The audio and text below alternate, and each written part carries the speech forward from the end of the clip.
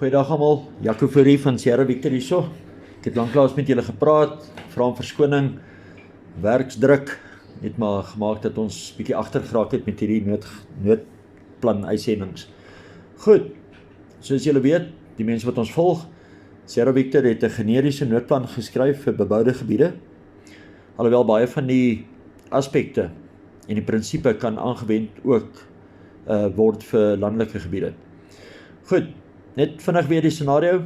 Die scenario is dat opstande is in Suid-Afrika, dat dit aangevuur of aangeblaas word deur 'n moontlike internasionale mag, wat om politieke en strategiese doelwitte sou belangstel in Suid-Afrika, veral in die lig daarvan as daar 'n wêreldkonflik uitbreek.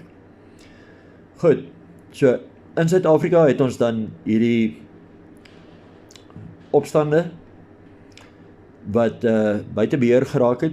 Die polisie en die weermag probeer hulle bes, maar hulle kan dit nie in bedwang bring nie en hulle kan nie die land stabiliseer nie.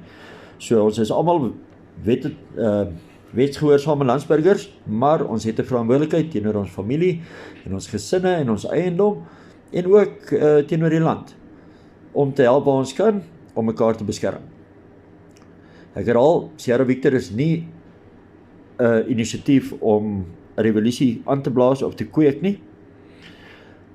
Ons doen wat ons doen om mense te beskerm, mense vir wie ons lief is. So ons is nie hier om 'n regering te ondermyn nie, maar ons glo baie van julle kan baat vind by kundige advies. Hierdie generiese noodplan is geskryf deur 'n hele groep veterane wat bekend staan as die Sierra Victor Dinkskram. En dit is nie net 'n ding wat ons gesit en uitdink het nie. Dit het ons dink so 18 maande gevat.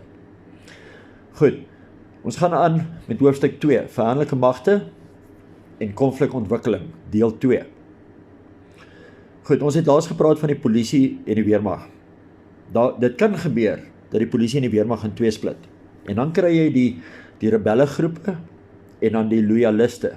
Nou die rebelle is die polisie en die weermag ouens wat dros, en die loyaliste is die manne wat getrou bly aan die regering van die dag. Goed, kom ons kyk bietjie na hierdie twee groepe. Goed, nommer 1, die rebelle.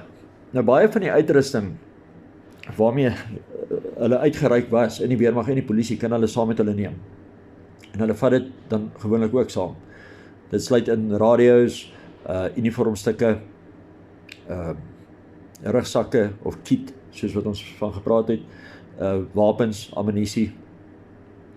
Goed, so kom ons kyk na 'n paar punte van hierdie rebelle groepe. Persoonlike wapens, uitrusting, radio's en voertuie, tot en met panservoertuie, kan saam met hulle geneem word. Die voertuie benodig egter onderhoud, wat gewoonlik redelik vinnig opdroog. Want almal dink net altyd om infanteriste saam te vat, niemand dink aan om 'n tiffie saam te vat nie. En dan onderdele. So aanvanklik sal hierdie rebelle toegang hê tot militêre voertuie en toerusting.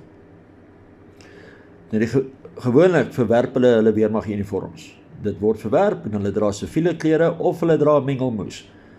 Hulle lyk nie so soldate nie. Met ander woorde, hulle het miskien 'n kamoufleerbroek aan, maar met 'n T-hemp of 'n kopdoek of so iets, om homself uitkenbaar te maak. Gewoonlik hou hulle self georganiseerd volgens vorige weermag en polisierange en riglyne, maar sommige van hulle word selfs aangestel as generale of hulle word bevorder na hoë range toe, soos wat hulle nou mekaar se loyaliteit probeer koop. Gewoonlik is hulle redelik goed opgelei, maar dissipline ontbreek. Onthou, dit is 'n groep rebelle. Hulle het reeds gewys dat hulle nie loyaal kan wees nie. So selfs binne in hierdie rebelle groeperinge is daar baie wederwysige wetywering en swak dissipline. Daar is 'n mate van bevel en beheer in plek, maar dit gaan gewoonlik gepaard met aggressie en intimidasie.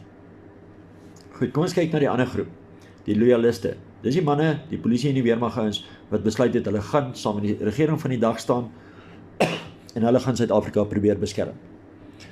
Nou, hulle het ook toegang tot weermagarsenale, gewoonlik volle toegang, en hulle bly gewoonlik in hulle volledige weermaguniform. Hulle dra dit met trots. Hulle het panservoertuie en ook grower vuursteen soos mortiere en artillerie tot hulle beskikking. Selfs lug- en seevermoë kan ook aan hulle toegeken word, en hulle is gewoonlik goed opgelei en gedissiplineerd. En hulle het ook die reeds bestaande bevel en beheer strukture in plek. Hulle is egter gewetenloos teenoor vorige kamerade wat nou rebelle is en hulle dus verraai het. Goed, so dis die twee groepe waarmee ons kan sit.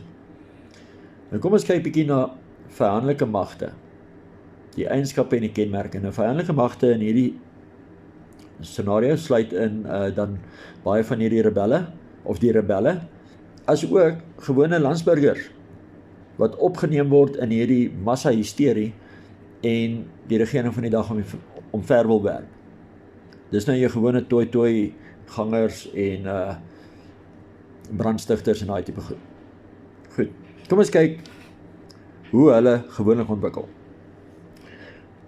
Nou, nommer 1, hulle is gewoonlik baie mobiel, veral te voet, maar hulle het ook heelwat voertuie soos taksies, bakkies en so meer tot hulle beskikking. Veral in die begin stadium van die konflik. Maar na mate onderdele en brandstoftekorte voorkom, verminder hulle mobiliteit met voertuie. Maar spoed en verrassing is hulle hoë wapen, want groepe kan baie vinnig te voet en te voertuig beweeg en dit bring gewoonlik verrassing mee. Ook 'n ding wat almal wat ontplooi het al ooit in die buiteland weet, omdat hierdie ouens nie in 'n uitkenbare uniform geklee is nie, is dit baie moeilik vir die polisie en die weermag om hulle uit te ken. So jy sit met 'n scenario waar mense vinnig ongesiens kan beweeg in siviele klere met versteekte wapens en verrassingsaanvalle kan loods. En ook kan hulle dit oor 'n wye gebied doen. En die polisie en die weermag kan nie oralste die vure doodslaan nie. So dit is hulle hoë wapen, is spoed en verrassing. Goed, uitkenning. Gewoonlik dra hulle mengelmoes van uniforms of drag, maar dit maak dit moeilik. Soos ek nou net gesê het, in Irak, dit was baie moeilik geweest, want jy het nooit geweet, as 'n ou siviele burger of is hy 'n combatant nie. En ons voorsien dieselfde tipe probleme gaan ons hier ook ondervind. Maar gewoonlik is daar tog iets wat hulle uitken, of dit 'n kopdoek is, of 'n T-hemp, of iets, want hulle moet ook mekaar kan identifiseer. Maar dit is moeilik. Goed, ons kyk na die volgende punt, brandstigting. Nou die massas in Suid-Afrika se hoë wapen is vuur en om brand te stig. Nou, hulle gebruik gewoonlik petrolbomme en voertuigbuitebande. Dit kan egter na mate brandstof skaarser raak, kan dit 'n probleem begin raak. Vuur sal dan stadiger ontaard. Nou swart rookwolke dui gewoonlik die posisie van die groepe aan en dit lyk baie dramaties. So dis maar 'n intimidasie effek ook. Behalwe dat hulle vir mekaar syne stuur daarmee, is dit 'n mate van sielkundige oorlogvoering wat hulle toepas. Hulle maak mense bang daarmee. Goed, ons sit in Suid-Afrika met baie buitelanders. Julle almal weet dit, almal van ons in ons woonbuurte is baie Pakistani, Bangladeshi en Somaliese winkels, haarkappers veral. Nou hierdie sogenaamde foreign nationals, dis die Pakistanis, die Nigeriërs, Somaliërs, Bangladeshis, Wes-Afrikane, hulle kan teikens word van die Suid-Afrikaanse swart magte of rebellegroepe. En hulle kan selfs hulle eie groep vorm om hulle eie beskermingsgebied te stig indien hulle genoeg getalle het. Baie buitelanders het tydens die KwaZulu-Natal onluste hulle by beskermingseenhede aangesluit en geskaar. Alle aanduidings is dat die buitelanders uit Afrika redelik goed gewapen is en maklike toegang het om meer wapens te kry.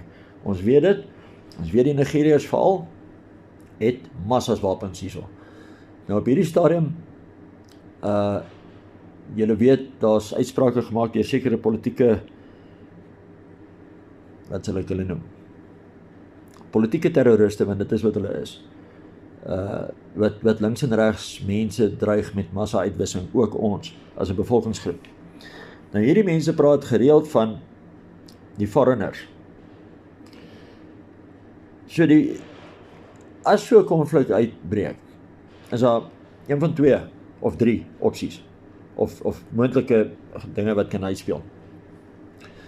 Of die buitelanders kan terugvlug na hulle eie lande toe, of hulle kan saam met die oproeriges, die rebelle, hulle self skaar, of hulle kan saam met die behoudenis, met ander woorde ons, staan en sê, luister, weet julle wat, ons word ook geteken, ons winkels word ook afgebrand en geplunder. Ons gaan saam met die behoudenis, die wetsgehoorsame landsburgers staan en by die Suid-Afrikaanse polisie en weermag.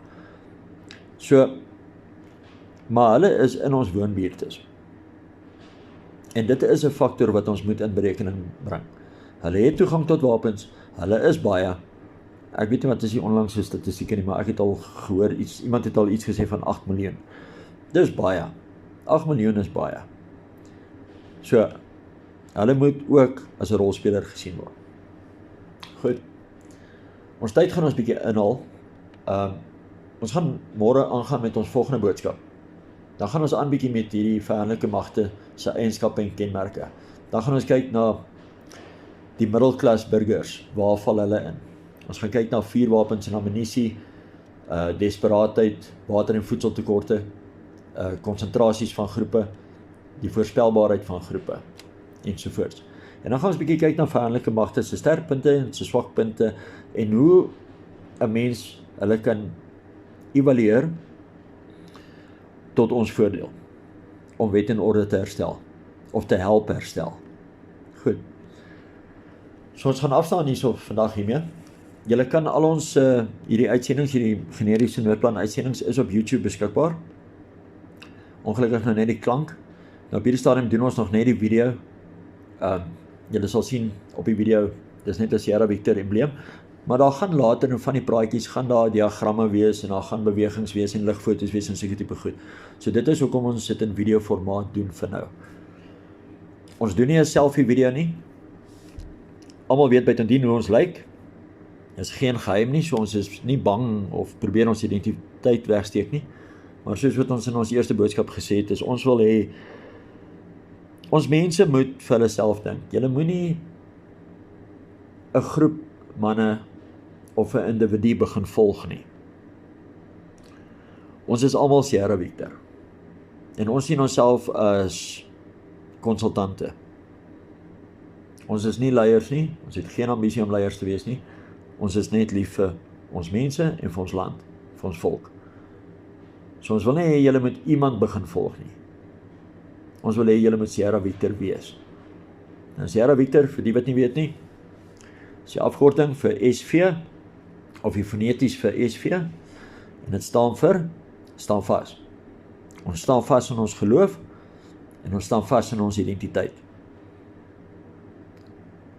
Goed. Mag alle eer na God gaan vandag, en eendag, en tot in ewigheid. Die Here se genade en liefde vir julle, Jaco Fourie, Sierra Victor. Ons staan vas, die